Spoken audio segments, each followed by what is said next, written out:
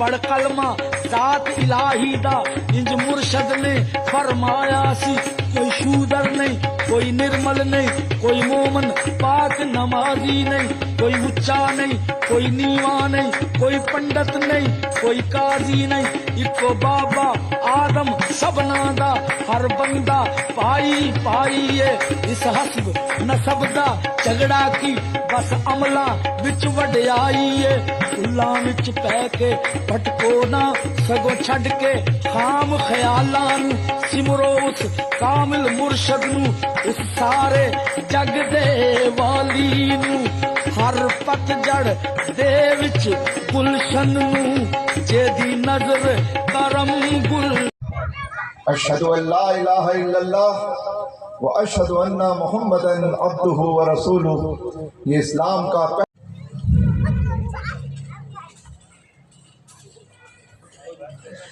العالمین والصلاة والسلام علی رسولہ الکریم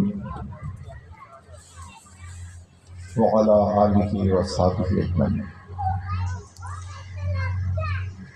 اما بعد فاعوذ باللہ من الشیطان الرجیم بسم اللہ الرحمن الرحیم.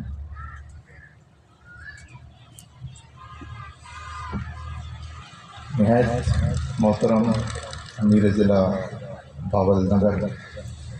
جناب ارسلان خاقانی بھائی، محترم قیم ضلع عامر یعقوب بھائی اور بھاول نگر کے میرے نہایت ہی معزز بزرگوں، دوستوں اور بھائیوں، میری معزز ماؤں اور عزت مآب بیٹیوں، السلام علیکم ورحمۃ اللہ وبرکاتہ.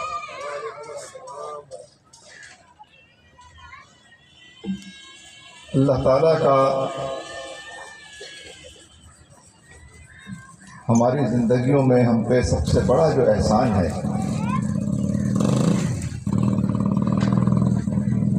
وہ یہ ہے کہ اس نے ہمیں اسلام کا نظریاتی شعور عطا کیا ہے. اللہ تبارک و تعالیٰ نے ہم پر سب سے بڑا احسان یہ کیا کہ اس نے ہمیں نہ صرف یہ کہ اسلام کی تحریکی سوچ سے ہم کو روشناس کرایا، بلکہ اس تحریک کے ساتھ بھی ہمیں جوڑا، اور ہم پر یہ اس کا کرم ہے کہ ہم ایک ایسے دور میں پیدا ہوئے کہ جب معاشرے میں اسلامی تحریک برپا تھا. یہ بھی ممکن تھا کہ تحریکی شعور ہو، لیکن ہم اس تحریکی شعور کو پورا کرنے کے لیے کام کرنا چاہتے ہوں اور کوئی پلیٹ فارم نہ ہو، کوئی تحریک نہ ہو، تو یہ کتنی اذیتناک صورتحال ہوتی. لیکن اللہ تبارک و تعالیٰ نے ہمیں تحریکی شعور بھی عطا کیا، اور اس نے ہمیں اپنی زندگیوں میں اس تحریک سے بھی وابستہ فرمایا. اور ہمارا تحریکی شعور ہم سے یہ کہتا ہے کہ اللہ تبارک و تعالیٰ نے تمام انسانوں کو اس روئے زمین کے اوپر اگر بھیجا ہے تو وہ ایک مشن کی تکمیل کے لیے بھیجا ہے. صرف ایک کام ہے جس کی تکمیل کے لیے، یا ایک امتحان ہے جس سے گزرنے کے لیے مجھے اور آپ کو اس دنیا میں بھیجا گیا ہے. اور وہ امتحان یہ ہے کہ ہم اس روئے زمین کے اوپر اللہ کی الوہیت اور اللہ کی ربوبیت کے گواہ بن کر اٹھیں اور اس کو اس دنیا میں قائم کریں. اگر اللہ کی الوہیت اور اللہ کی ربوبیت کا یہ نظام دنیا میں ایک نظام اقتدار کی شکل میں قائم ہے تو ہم اس کی اطاعت کریں گے، سر تسلیم خم کریں گے. اور اگر ایسا نہیں ہے، یہاں فرعونوں کی اجارہ داری ہے، شدادوں نے اور یزیدوں نے اپنی الوہیت اور ربوبیت یہاں پر قائم کر لی ہے، تو اسلام کا پہلا فرض انسانوں کے اوپر یہ ہے، ہر انسان جس کلمے کی گواہی دینے کے لیے اسلام میں نبی کریم صلی اللہ علیہ وسلم کی صفت اللہ تبارک و تعالیٰ نے آپ کی صفات بتاتے ہوئے جس چیز کا پہلے ذکر کیا ہے کہ انا ارسلناک شاہدا و مبشرا و نذیرا، کہ آپ گواہ بنا کر اٹھائے گئے ہیں۔ حضور کی پہلی صفت ان تینوں صفتوں میں بتائی گئی ہے کہ آپ ایک گواہ بنا کر اٹھائے گئے ہیں۔ لہذا گواہی یہی ہے کہ زمین پر جن لوگوں نے اپنی کبریائی قائم کی ہے، ان زمینی خداؤں کی بالادستی کے مقابلے میں ایک چیلنجر بن کر اٹھا جائے، اور یہ کام انفرادی طور پر نہیں ہو سکتا، یہ کام ایک اجتماعی بن کر اٹھا ہو، اور اس نے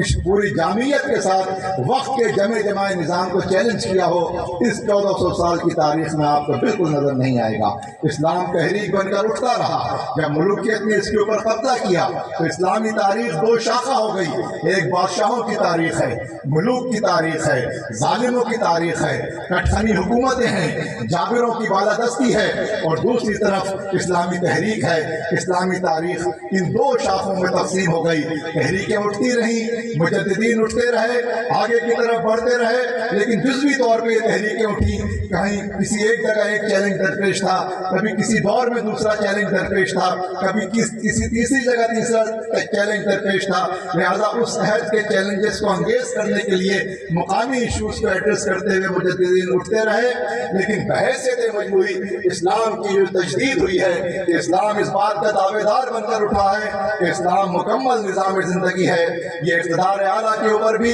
اپنا تسلط چاہتا ہے، اور یہ معیشت اور معاشرت کو، یہ تہذیب اور تمدن کو، زندگی کے تمام دائروں کو، ان تمام دائروں کے اوپر اپنی اجارہ داری اور اپنی بالادستی قائم کرنا چاہتا ہے۔ اور اسی سے یہ بات کہی جاتی ہے کہ انسانوں کے اوپر انسانوں کی خدائی قبول نہیں کی جا سکتی۔ کسی انسان کو یہ حق حاصل نہیں ہے کہ وہ طاقت کے بل پر، کسی گروہ کو یہ حق حاصل نہیں ہے کہ وہ قوت کے بل پر، وہ عسکری قوت کے بل پر، وہ معاشی طاقت کے بل پر، وہ زمینی طاقت کے بل پر اپنے ہی جیسے دوسرے انسانوں کو جو بظاہر کمزور ہو گئے ہوں، جو دنیا میں زیر دست ہو گئے ہوں، کمزوروں کے اوپر اپنا حکم جمانا، کمزوروں کی گردنوں کے اوپر پیر رکھنا، اور کمزوروں کو اپنا مطیع اور فرما بردار بن کر انہیں اپنا ماتحت بنا لینا اور ان کے اقتدار پر قبضہ کر لینا، یہ کبھی بھی اسلام قبول نہیں کر سکتا۔ اسلام اسی لیے ہم جو کہتے ہیں کہ اسلام ایک انقلاب ہے، اس کا کیا مطلب ہے؟ انقلاب اس چیز کو کہتے ہیں کہ جو وقت کے جمع نظام کو اس کی آنکھوں میں آنکھیں ڈال کر اس کو چیلنج کرے، اس کے ساتھ پنجہ آزمائی کرے، اور اس پنجہ آزمائی کے نتیجے میں یا تو وقت کا جمایا نظام زمین بوس ہو جائے، ٹوٹ جائے، یا اور جو چیلنجر ہے وہ اس کے اوپر قبضہ کر لے۔ یہ جو دونوں کی کشمکش ہے، یہ نظاماتی کشمکش ہے، اور نظاموں کی اسی کشمکش کو انقلاب کہا جاتا ہے۔ کہتے ہیں اقبال نے جس کی جانب نشاندہی کی کہ جس میں نہ ہو انقلاب، موت ہے وہ زندگی، روح امت کی حیات، کشمکش انقلاب۔ اس امت کی روح بیدار اس وقت ہوگی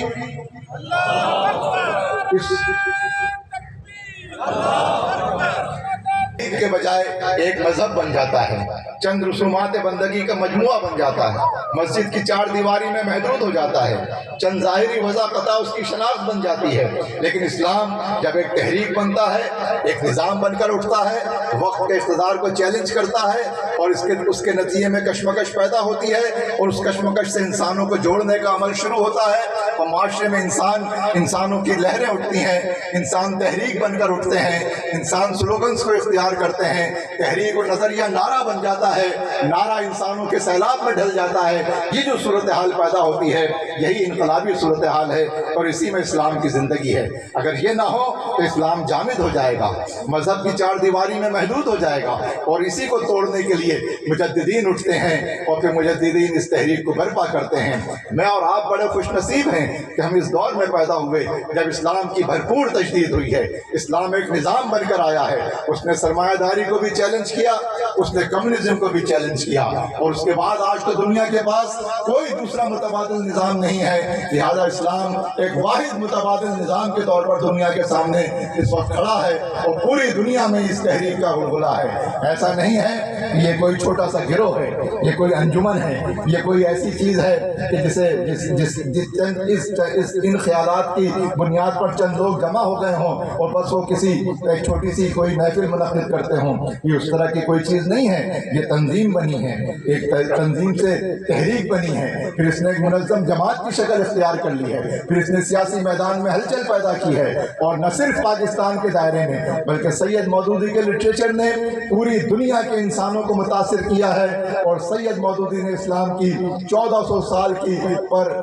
فکر پر پڑی ہوئی اس گرد کو جھاڑ کر اس کو بالکل اوریجنل شکل میں دنیا کے سامنے پیش کیا ہے، تو پوری دنیا نے اس کو قبول کیا ہے، اس لیے کہ دلیل کی طاقت انسانوں کے ذہنوں کو مسخر کر لیتی ہے، حق کے اندر اتنی چاشنی ہوتی ہے کہ دل و دماغ کی دنیا کو فتح کر لیتی ہے۔ پوری مسلم دنیا نے بھی اس کو فتح کیا ہے، اور جو غیر مسلم دنیا ہے وہ بھی اس بات کو سمجھ چکی ہے کہ اسلام دنیا کا واحد متوازن نظام ہے، اور اسلامی تحریکیں ہی اس وقت ان کے لیے چیلنجر ہیں۔ میں بہت ساری باتوں کو درمیان میں چھوڑتا ہوں، اس لیے کہ یہ باتیں آپ جانتے ہیں کہ یہ اسلام ایک تصور کے طور پر ابھرا، ایک علم کے طور پر سامنے آیا، ایک لٹریچر بن کر اس نے سر اٹھایا، سوالات کے جوابات دیے، جتنے سوالات اس کے بارے میں کیے گئے کہ اسلام کا سیاسی نظام کیا ہے، اس کا معاشی نظام کیا ہے، اس کی معاشرتی تفصیلات کیا ہیں، اس کی تہذیب و تمدن، اس کے بین الاقوامی تعلقات، اس کے قوانین، ان ساری باتوں کے اوپر لوگوں نے سوالات کیے، سید مودودی نے ان کے جوابات دیے،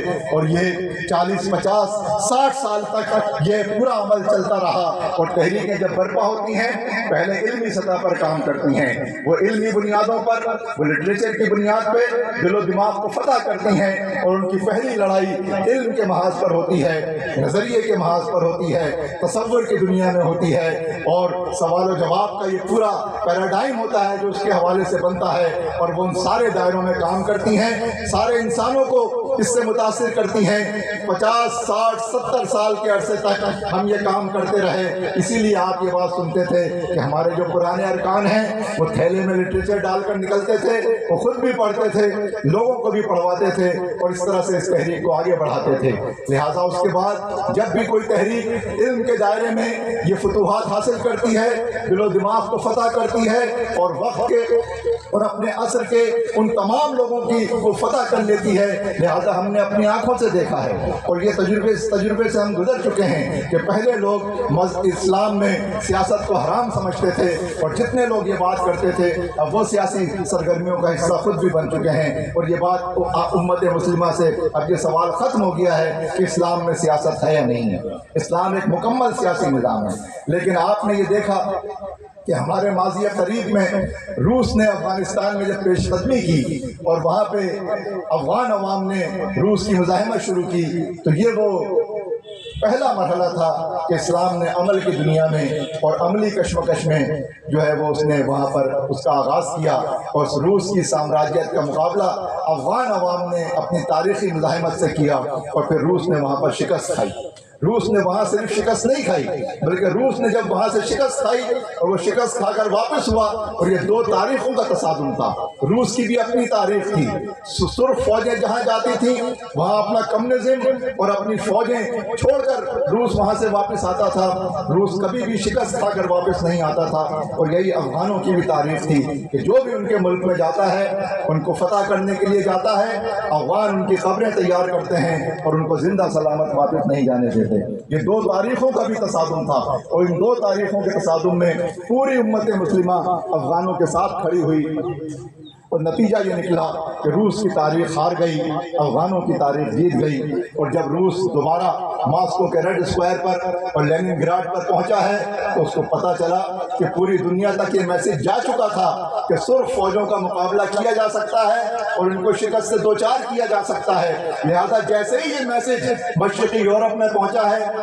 بقیہ دنیا تک پہنچا ہے، تو جگہ جگہ جو ہے وہ کمیونزم کے نظام کو لوگوں نے اٹھا کر پھینک دیا ہے۔ روس پولینڈ سے بھی واپس آیا، چیکو سلوواکیہ سے بھی واپس آیا، رومانیہ سے بھی واپس آ چکا ہے، اور دیوار برلن جو بڑی مقدس دیوار تھی وہ دیوار گریا بن چکی ہے۔ مشرقی جرمنی ختم ہو گیا ہے، اور پوری مشرقی یورپ میں غدر کا سما ہے، اور پوری دنیا سے جو ہے وہ یہ نظام ان کا پامال ہو گیا ہے، یہ نظام زمین بوس ہو گیا ہے۔ اور اس کے بعد امریکہ نے اس بات کا اعلان کیا کہ اب دنیا یونی پولر ہے، یہ کولڈ وار ختم ہو گئی ہے۔ لیکن امریکہ نے اس عرصے میں اسلام کا بہت گہرائی کے ساتھ مطالعہ کیا۔ جو لوگ اس چیز کی سے دلچسپی رکھتے ہیں اور ہر رکن جماعت کو رکھنی چاہیے کہ اس حوالے سے جو کچھ ریسرچ انہوں نے کی، جو لٹریچر انہوں نے تیار کیا، میں ہارورڈ یونیورسٹی گیا ہوں، میں جو شکاگو یونیورسٹی گیا اور وہاں پہ ہمیں ہمارے ساتھیوں نے یہ بات بتائی کہ یہاں پر ایشیا کے ترجمان القرآن کے جو بالکل ابتدائی شمارے ہیں وہ سب یہاں پر جو ہے ریکارڈ میں موجود ہیں اور یہاں پہ ان کے اوپر ریسرچ ہوتی ہے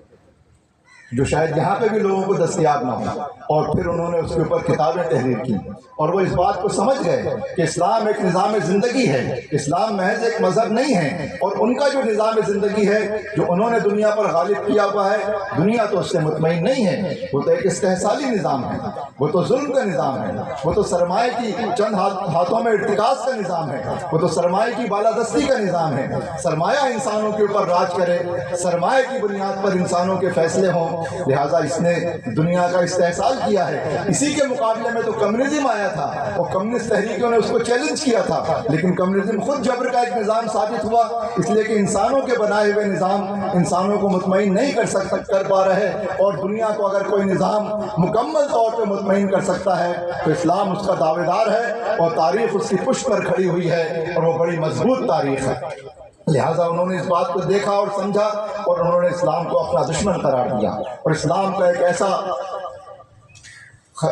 خوفناک نقشہ دنیا کے سامنے پیش کیا کہ اسلام دہشت گردی ہے، اسلام بنیاد پرستی ہے، اسلام کی ایسی وضاحت ہے، اسلام جو ہے وہ اس طرح سے عورتوں کا استحصال کرتا ہے، اسلام اس طرح سے تعلیم کا دشمن ہے، اسلام اتنا خونخوار ہے۔ اور انہوں نے نہ صرف یہ کہ اسلام کا امیج ڈیمیج کیا تاکہ اسلام کی نظریے کی اس کی جو مار ہے، جو اس کا پھیلاؤ ہے، جو اس کی قبولیت ہے، اس کا راستہ روکا جائے، پروپیگنڈے کے ذریعے پوری مغربی دنیا کو اس سے دور کر دیا جائے، اور جو مسلم دنیا باقی ہے اس کو ایک ایک کر کے اس کو نشانہ بنایا جائے۔ چنانچہ آپ نے اس عرصے میں دیکھا کہ امریکہ نے جب اس کا اعلان کیا کہ یونیپولر ورلڈ ہے، اس عرصے میں پھر عراق کو تباہ کیا گیا، شام کو تباہ کیا گیا، لیبیا کو تباہ کیا گیا، جہاں جہاں پوٹینشیل مسلم ورلڈ موجود تھی ان سب جگہوں کو نشانہ بنانا شروع کیا گیا۔ اور افغانستان میں یہ سوچ کر امریکہ نے مداخلت کی کہ ہم یہاں پر آ کے خود بیٹھیں گے اور اس پورے ریجن کو کنٹرول کریں گے۔ جب ہم اس پورے ریجن کو کنٹرول کریں گے تو پھر پوری دنیا میں ہمارا یونیپولر جو سسٹم ہے یہ قیامت تک راج کرے گا۔ اور انہوں نے اس کے لیے لٹریچر تیار کیا کہ یہ اینڈ آف دی ہسٹری ہے، اب کوئی چیلنج کرنے والی قوت باقی نہیں بچی ہے۔ اور جو قوتیں تھیں چنانچہ وہ یہ اعلان کرتے ہوئے آئے کہ افغانوں کو ہم کتوں کی طرح ماریں گے اور ایک ہفتے میں ان کا دماغ ٹھیک کریں گے، اور یہاں پر ہم قبضہ کر کے اب دنیا میں یونیپولر سسٹم جو ہے وہ آئندہ آگے کی طرف چلے گا اور کوئی اس کو چیلنج نہیں کر سکے گا۔ لیکن سلام ہے افغانوں کو، انہوں نے ان کو بھی چیلنج کیا۔ پوری دنیا، پہلے تو لوگ کہتے تھے کہ امریکہ نے ساتھ دیا، فلاں نے ساتھ دیا، پوری مسلم دنیا یہاں پر آ گئی تھی۔ اور دیکھیے کتنی عجیب بات ہے، جب روس سے مقابلہ تھا تو امریکہ ان کو ہولی واریئرز کہتا تھا، ان کا احترام کرتا تھا، ان کی مدد کرتا تھا۔ اور یہ جو حکمت عملی کا دائرہ ہے، یہ اس کے اندر بہت کچھ جو ہے لرننگ پروسیس بھی ہے کہ یہ دشمن کی بنیاد پہ حکمت عملی طے ہوتی ہے۔ چنانچہ انہوں نے ان کی تو منافقانہ حکمت عملی بھی آپ اسے کہہ سکتے ہیں، لیکن جب ان کا ٹارگٹ چینج ہوا تو ان کا سب کچھ چینج ہو گیا۔ اور یہ چیز ہمیں بھی سینس کرنی ہوگی کہ ہم ایسا نہیں ہو کہ ہم ایک جگہ ایسے یہ ملک بنا تھا اسلامی،